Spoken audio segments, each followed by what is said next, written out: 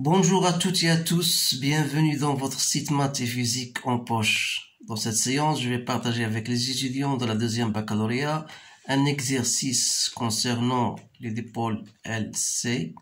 Bien sûr, il s'agit ici d'un exercice très intéressant et qui mérite d'être vu et partagé. Voilà, je vous laisse, voilà le sujet est devant vous. Vous pouvez stopper votre vidéo et soit scanner la vidéo, soit lire et relire les questions de façon, bien sûr, d'une façon assez lente pour bien comprendre. Et vous allez répondre par la suite à ces questions-là, sans oublier qu'enfin, on va comparer vos résultats avec les miens. Donc, vous avez un montage, bien sûr, voilà, il est de la figure 1. Il comporte le condensateur et sont reliés à un générateur, bien sûr. Voilà, on réalise le montage électrique représenté par la figure 1, un générateur idéal de tension de force électromotrice E, deux condensateurs C1 et C2 de capacité C1 et C2, une bobine L de résistance négligeable. Voilà, ça c'est très intéressant, il faut bien le souligner. On place l'interrupteur car dans la position 1. Voilà la position 1. Donc, vous remarquez bien sûr que d'après ce que vous avez vu en cours, voilà l'intensité du courant. Voilà, le courant il passe. Donc, passant par là, il s'agit donc de charger les deux condensateurs en même temps. Donc, il y aura une tension que j'appelle U1, voilà, et une tension qui s'appelle, qu'on a nommée U2. Donc, voilà, soit U1 la tension au bord du condensateur C1 et U2 la tension au bord du condensateur C2. La première question, calculer U1 et U2. Donc, je vais répondre à cette question pour passer par la suite aux autres questions. Alors là, pour calculer U1, vous savez bien sûr que la tension, la charge du condensateur Q1 égale la charge de le condensateur Q2 que je nomme Q. Vous savez bien sûr que la tension U, généralement, c'est quoi? C'est U1 plus U2, qui n'est autre que la force électromotrice E. Donc, je peux même représenter, si vous voulez, ce condensateur-là par un condensateur équivalent dont la charge sera Q. Alors là, je peux écrire, puisque Q1 égale à Q2, donc ça veut dire quoi? C1 U1 égale à C2 U2 égale à C équivalent, si vous voulez, voilà, C équivalent fois U. Donc, vous savez bien sûr que les condensateurs là, ils sont en série. Alors, vous avez le résultat, ou bien vous avez la relation 1 sur C équivalent égale à 1 sur C1 plus 1 sur C2. C'est-à-dire que C équivalent n'est autre que C1, C2 sur C1 plus C2. Donc, bien sûr, sachant que C2 égale C1 sur 2, d'après l'énoncé. Donc, vous pouvez calculer C équivalent qui n'est autre que 1 tiers de C1. Alors, sachant ceci, bien sûr, on va l'utiliser. Donc, on a dit que C1 U1 égale à C équivalent E. De là, je peux déterminer U1, c'est C équivalent E sur C1, c'est-à-dire c'est 1 tiers de E. Donc, soit 12 sur 3, donc c'est 4 volts. Voilà U1. Pour U2, de la même façon, U2 c'est C équivalent E sur C2. Donc, ça va me donner 2E sur 3. Donc, ça fait 12 fois 2 sur 3. Donc, ça fait 8 volts. Voilà pour la première question. Maintenant, on vous dit, voilà, soit E1, l'énergie électrique emmagasinée par dans le condensateur C1 et E2, l'énergie électrique emmagasinée dans le condensateur, c'est montrer que E2 égale à 2 fois E1. Bien sûr, vous savez bien sûr que l'énergie emmagasinée dans le condensateur E2, on a déjà cette formule-là, vous la savez, c'est 1 demi C. Quel C? Il s'agit de le condensateur, deuxième condensateur, donc fois U2 au carré. Vous avez l'énergie emmagasinée dans le condensateur 1 égale à 1 demi C1 U1 au carré. Alors là, vous devez bien sûr utiliser une certaine relation plus simple. Vous l'avez bien remarqué, bien sûr, que U2 sur U1, voilà, U2 sur U2 sur 1 sera égal à C1 sur C2. Donc C1 sur C2, ça veut dire il va vous donner 8. On a déjà calculé U1 sur U1, donc U2 étant égal à 8 sur U1 égal à quoi? Égal à 4, donc égal à 2. Donc on tire cette relation que U2 c'est bien donc de U1. Voilà. Connaissons cette relation-là. Donc on va appliquer pour le condensateur C2. Donc ça veut dire que l'énergie emmagasinée E2, c'est 1 demi C2 U2 au carré. Soit, disons, 1 demi C2 égale C2, c'est 1 demi. Donc c'est 1 demi C1. Donc je vais noter directement 1 demi C1. Voilà, 1 demi C1 que je multiplie par 2 U1, le tout au carré. Donc ça va me donner, c'est 1 quart, donc c'est 1 quart de C1 fois 4 U1 au carré. Donc c'est bien C1 U1 au carré. Ça n'est autre que l'énergie emmagasinée E1 que je multiplie par 2. Donc vous remarquez bien que E2 égale à 2 fois l'énergie emmagasinée dans le condensateur 1. Donc on va passer à la deuxième question. La deuxième question vous dit, voilà, on bascule à l'instant t égale à 0 l'interrupteur K dans la position 2 cette fois-ci. Donc on est présence de deux condensateurs et d'une bobine. Donc après avoir chargé le condensateur, on va passer à l'autre cas. Donc alors les deux condensateurs se déchargent. Donc il y a un décharge des deux condensateurs à travers la bobine. Donc la figure 2 représente l'évolution temporelle de l'énergie magnétique emmagasinée dans la bobine. Montre que la tension UC, que vérifie la tension aux bornes du condensateur équivalent du condensateur C1 et C2 s'écrit sous cette forme-là. La dérivée seconde du UC par rapport au temps plus 3 sur LC1 UC égale à 0. Là, c'est une question assez intéressante. Donc, comme je vous l'ai dit tout à l'heure, on a bien remarqué qu'on peut même faire un autre schéma qui est la suivante. Vous avez un condensateur C équivalent lié à une bobine, voilà.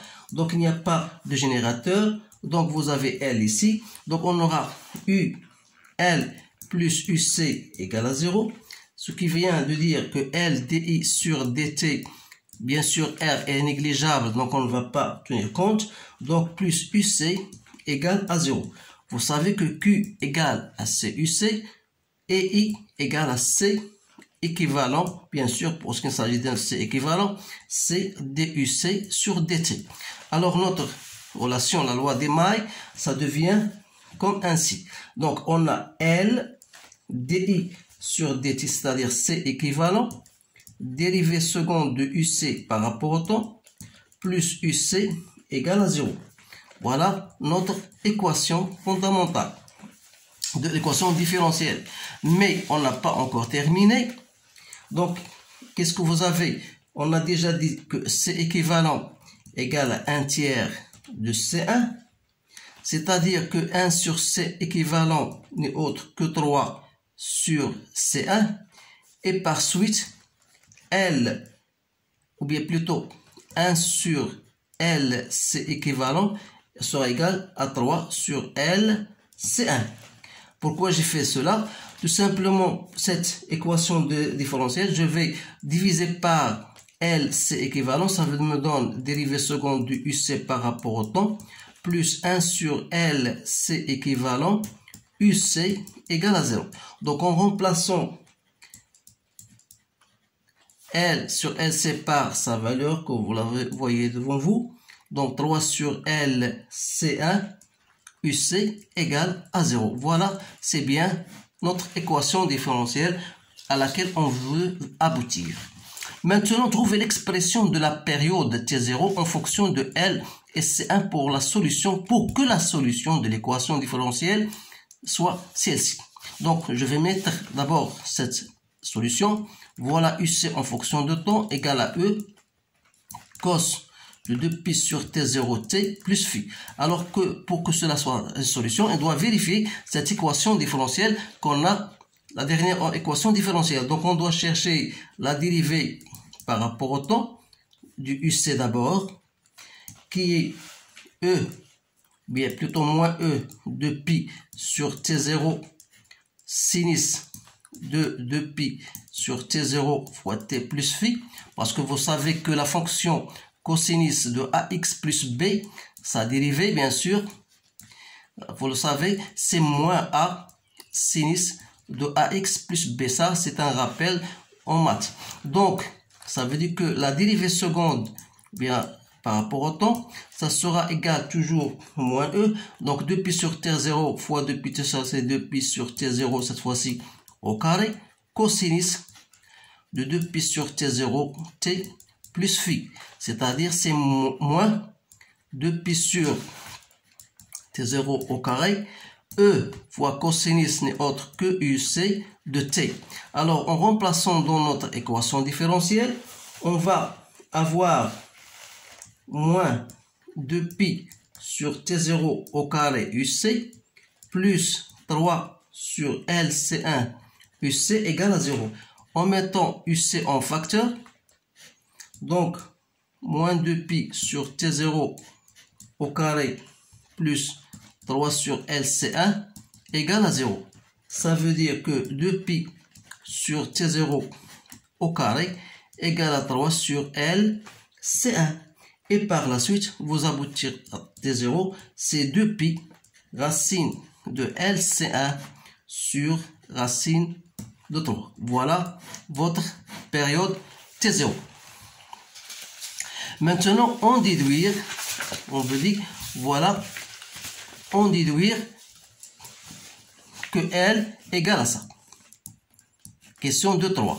En prenant pi au carré égale à 4, donc attention, il s'agit de la courbe de l'énergie et non de la tension. Là, c'est une remarque très intéressante parce qu'on va l'utiliser. Donc T0 pour nous, c'est quoi? Donc si vous voyez ici, d'après cette courbe-là, on a la période de ce point-là à ce point-là, ou bien de ce point-là à ce point-là. Donc ici, il s'agit de T0 égale à 2 millisecondes. Mais 2 millisecondes, c'est pour l'énergie magnétique. Alors là, pour revenir à l'unité, à la période, pour la tension, on doit multiplier par 2. C'est-à-dire 2 fois 2 millisecondes. Donc c'est 4 millisecondes. Ça, vous allez le voir, peut-être vous allez le voir dans votre cours. Alors là, une fois j'ai T0, donc pour moi, L, c'est quoi? C'est 3 T0 au carré sur 4 pi au carré, c'est 1. Donc, c'est 3. T0, c'est 16. 10 moins 6. Donc, il faut le convertir en secondes. N'oubliez pas ça. Donc, 3, 10 moins 6. Donc, ça vous donne quoi? C'est bien 0,4 Henry. Voilà. Donc, il nous reste maintenant 2 cas. Montrer que l'énergie totale emmagasinée dans le circuit reste constante au cours du temps avec EC, on vous donne l'énergie totale. Mais vous devez bien sûr la retenir. Montrer que ET, ou bien on pourra montrer que ET est égal à EC max, ou bien que la dérivée de ET par rapport au temps est nulle. Donc je vais utiliser moi cette seconde-là.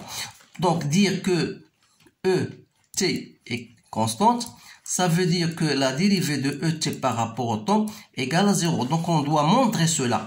Donc, vous savez que l'énergie totale, c'est l'énergie emmagasinée dans le condensateur plus l'énergie emmagasinée dans la bobine. Donc, c'est 1/2 C, puisqu'il s'agit de C équivalent parce qu'on a deux condensateurs équivalents.